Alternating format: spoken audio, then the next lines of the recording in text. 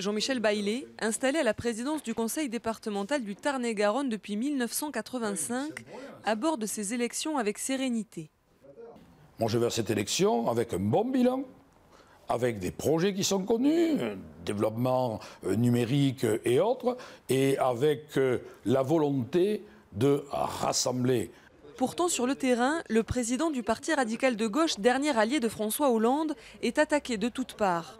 On est en campagne, comme vous le À savez. droite, sa rivale de toujours, Brigitte Barège, maire UMP de Montauban, parfois attaquée pour ses propos jugés racistes ou homophobes, croit son heure venue. Entre l'impopularité du gouvernement et la division de la gauche, elle espère faire basculer le département.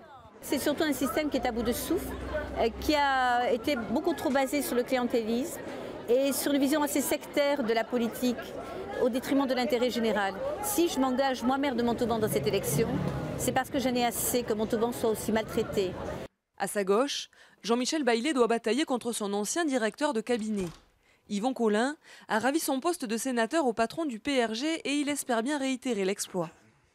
Visé par une enquête pour corruption pour laquelle la levée de son immunité parlementaire a été demandée, il se voit comme le candidat anti-système, le rassembleur des voix de gauche.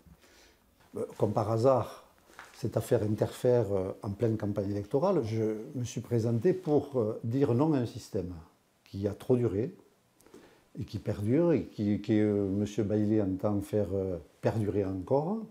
Voilà, donc je me suis présenté, mais manifestement ma candidature semble le déranger.